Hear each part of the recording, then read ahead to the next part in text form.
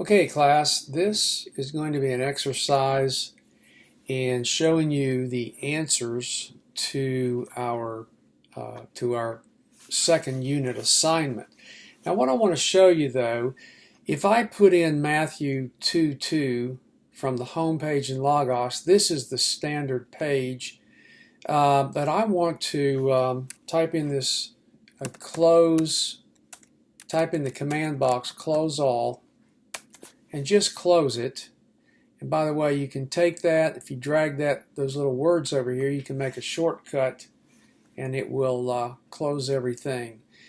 Now, what I'm going to do is I have a shortcut to my ESV. You can type it either here and it will come up, hit return, open the English Standard Version. And the reason I'm doing this is so that it kind of takes the clutter off the page.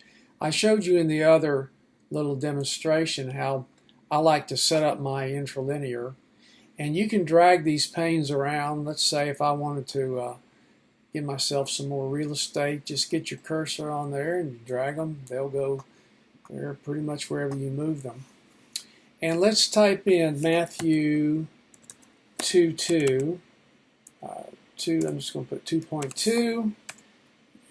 Well, we'll read that abbreviation. Now, we saw his star when it rose. There's one of the... Now, even though in the exercise it's using the NIV, I was just going to show you how to do this from the ESV because the Greek text is pretty much the same. But if you'll notice, when I highlight the word rose, I come to my interlinear, and I'm going to make that print just a little bigger. Take this slider, that way we can read it. And when he rose, there we go. Now, the manuscript is the actual Greek underneath that English. I'm going to right-click this, and I'm going to turn the manuscript off. And I want to turn the transliterated manuscript on. The lemma is nothing more than the dictionary form of the word. I'm going to take out the root. I'm going to take out Louw-Nida. We'll save that for another day. Right-click it again. And I want to put in the Strong's number. And for space-wise, I'm going to take out the sense. Now, notice what we have. We have not 2 rows of transliterations, and we have the strong numbers for each of these words. In the east. Anatole is the word. So let's just, for the sake of our exercise, I'm going to take the lemma out as well. Because what your assignment was to take your reverse interlinear and find what the transliteration is for these Greek words. Some of you are thinking, why in the world are we doing this? Well, it's so that you can read better commentaries. Because some commentaries will transliterate Greek, and if you don't know what the transliterations are, then you won't be able to use the better commentaries. So, that's why we're doing this. Now, again, we have our, let me go back to, I'm going to verse 21. Here we go. Where it rose in the east. En te Anatole. Now, I'm going to do a little command tab here on my Mac because I have 2 documents open. Here are the answers. I'm going to post these answers as well. Matthew 2:22, En te Anatole. Now, where did I get that? From the reverse interlinear. Right here, En te Anatole. Now, I can come down here, and I can put my cursor on that Strong's number, and look at that. I mean, it's so fast, it pops up the Strong's number with definitions. And it even, if you look at that one possible translation of that is rising. A second translation, see the bold 2, it can be east. And then even in number 3, it gives us the Louw-Nida numbers. Now, we'll talk about Louw-Nida later. But for now, I just wanted to show you how this works. And then your assignment, well, I'm flipping back and forth here. Need to get over to Word. I'm sorry. Need to get to Logos. Okay. Your assignment was to look at the translations and then determine what the authors of the different committees were doing when they translated the NIV one way and the updated NIV another. I think the NIV is very close to the literal Greek, and the TNIV, in that translation, it gave the phrase more of a gloss, with no designation of the direction, but assumes the reader understands that the sun rises in the east. See? So it's subjective in a way, but we're trying to get you to look at different translations and to be able to read them and to grasp quickly why different committees translated them in a different way. You've been reading about formal translations versus dynamic, and hopefully you're beginning to understand what the difference is in translations. Because here's what's going to happen. Someday somebody's going to come up to you in your church and they're going to say, Pastor, why is her translation worded differently than mine? Are we reading the same Bible? Well, yes, they're reading just a different translation. And you can then show them how to compare those two translations back and forth. Okay? All right, the next one is Matthew 6 and 32. And then I'm just going to go ahead and